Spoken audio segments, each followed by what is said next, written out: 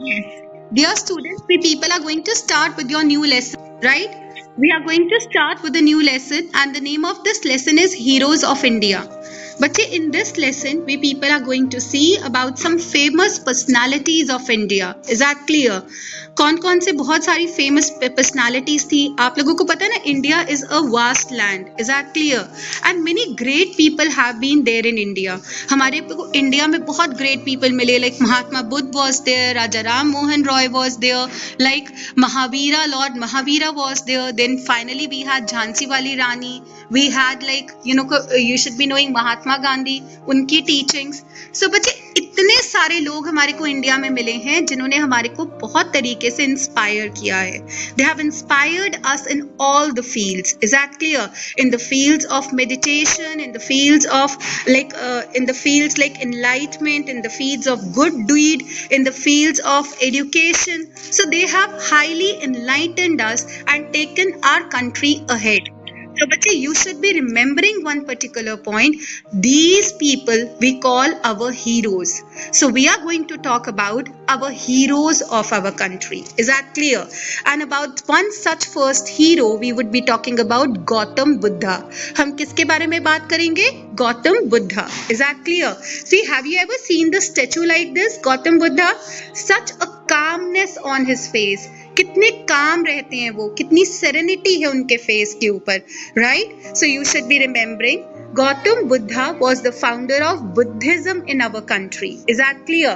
He was a founder of Buddhism. बच्चे जिस तरह से हिंदुइज्म है एक रिलीजन है उसी तरह से बुद्धिज्म भी एक रिलीजन है Religion is followed by many people in India, in Nepal, Bangladesh and Sri Lanka and even some Southeast Asian countries. Is that clear? बच्चे Buddha was born as Prince Siddhartha. जो बुद्धा जी थे ना he was actually Prince Siddhartha in a royal family of Kapilavastu at Lumbini on the border of present day Nepal. Is that clear?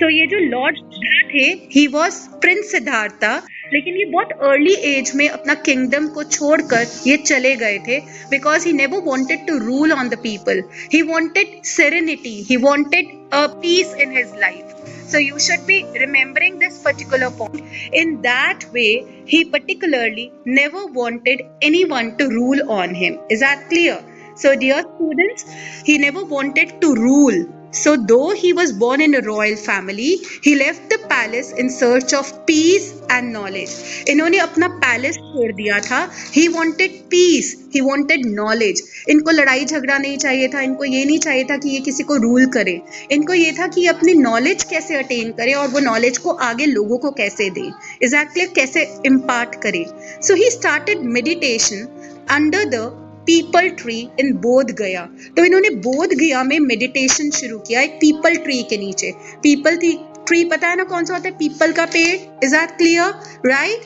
ठीक है and he attained enlightenment also मतलब इनको पूरी knowledge भी मिली आफ्टर मेडिटेटिंग फॉर लॉन्ग इनको peaceful atmosphere मिला इनको एनलाइटमेंट मिली is that clear and due to that enlightenment बच्चे he came to be known as lord Buddha ये क्या कहलाए Yes, let's see to it what his teachings are.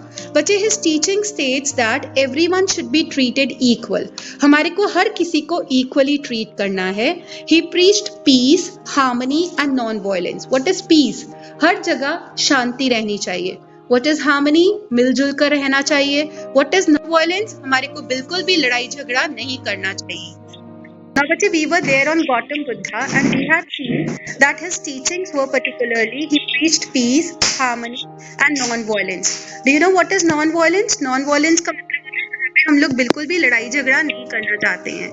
Is that clear? इसको harmony को और non-violence को.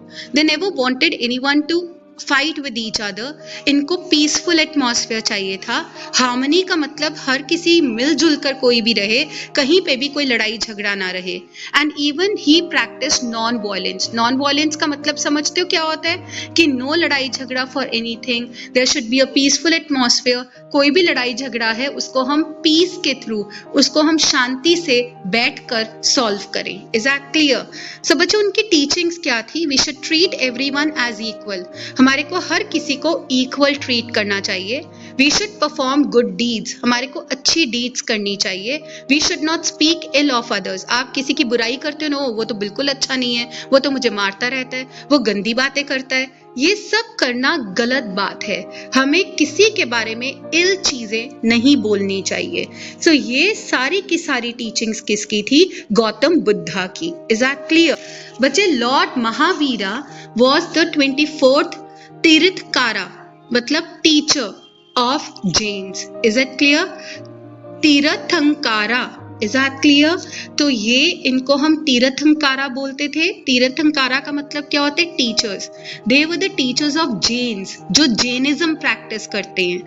बच्चे आप लोगों ने देखा होगा ना, कई लोग होते हैं जो कि अपने मुंह के ऊपर एक मतलब दे जस्ट, जैसे हम लोग तो मास्क आज लगाने लगे हैं, लेकिन these people wear mask before hand only.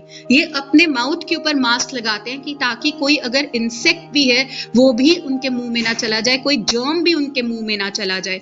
And बच्चे at times you might have seen them on the roads wearing white clothes. Is that clear? ये लोग चलते हैं तो ये यहाँ पर शूज भी नहीं डालते हैं, नंगे पैर चलते हैं ताकि कोई इंसेक्ट इनके पैरों के नीचे आकर भी मर ना जाए. Is that clear? सो बच्चे, he was also born in a royal family. He believed in leading a very simple life. इनका मन क्या करते थे कि ये बहुत सिंपल लाइफ लीड करना चाहते थे, ये राजा महाराजाओं वाली लाइफ को लीड नहीं करना चाहते थे. He achieved perfect knowledge after 12 long years of meditation and prayer. इन्होंने 12 years तक मेडिटेशन की, भक्ति की, और उसके बाद इनको enlightenment हुआ, perfect knowledge milli. And his followers are known as Jainisms. जो जैन्स होते हैं वो लॉर्ड महावीरा के फॉलोवर्स हैं. लेट्स सी हिज टीचिंग्स बच्चे. Mahavira believed in non violence and preached ethical principles. बच्चे ये नॉन वायलेंस में बिलीव करते थे और इन्होंने कुछ एथिकल प्रिंसिपल्स को फॉलो किया. And what is ethical? Moral. And what is your principle here? Belief. तो you should remember one thing. पहले मैं आपको ये वर्ड्स ही करवा दूं. मेडिटेटिंग का मतलब क्या होता है? फोकस करना. सिर्फ आप अपना सोच समझ, आप सिर्फ अपने ऊपर फोकस करोगे, अपने गॉड के बारे में सोचोगे. एनलाइटमेंट का मतलब क्या होता है? जहां पर हम पॉजिटिव मैनर के अंदर सोच रहे हैं. We have some logical viewpoint here. Deeds का मतलब क्या होता है? एक्शंस. Is that clear? जो आप करते हो. हम कहते हैं ना, जैसा काम करोगे वैसे ही उसका फल मिलेगा. दिस मीन्स जो आप काम करोगे, आपकी डीड्स होंगी, वैसे ही you will be earning. So remember, what you sow, that you are going to reap ahead. को आपका जो रिजल्ट मिलता है आपकी डीड्स का ही मिलता है, आपके एक्शंस का ही मिलता है.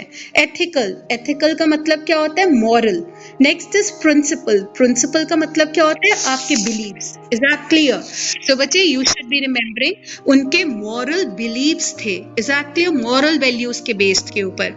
और ये बिलीव्स क्या थे? अहिंसा, सत्य, असत्य. This means what is it? यहाँ पर अहिंसा. अहिंसा का मतलब क्या था? Non violence. हमें लड़ाई झगड़ा नहीं करना है. सत्य का मतलब ट्रुथफुलनेस. हमारे को ट्रुथफुलनेस, सत्य का साथ देना है.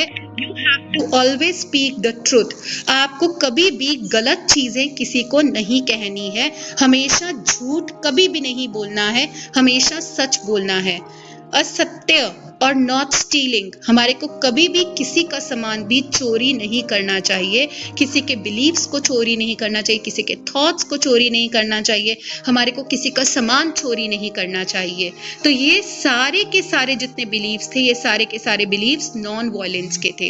Is that clear? सारे के सारे बिलीव्स जो थे वो एथिकल प्रिंसिपल्स थे, moral values. To talk about Raja Ram Mohan Roy. Raja Ram Mohan Roy was a social reformer.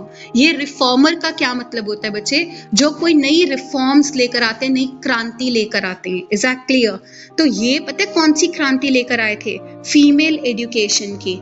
पहले टाइम के अंदर फीमेल्स को बिल्कुल भी पढ़ाया नहीं जाता था. फीमेल्स को बहुत डाउन प्रोडन समझा जाता था. Is that clear? उनको कहते थे जो जितनी भी फीमेल्स हैं वो तो घर में ही रहनी चाहिए, घर पर रहकर काम करना चाहिए उनको और कोई काम नहीं करना चाहिए, उनको पढ़ना नहीं चाहिए, लिखना नहीं चाहिए. Is that clear? राइट? तो पहले फीमेल्स को बिल्कुल अच्छा नहीं माना जाता था.